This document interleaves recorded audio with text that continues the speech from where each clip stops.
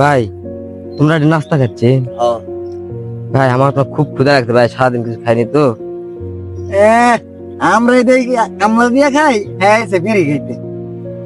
ভাই বাড়িতে আমার মা অসুস্থ ভাই, বুঝছেন, বাড়িতে টাকা পয়সা পাঠানো লাগে তো।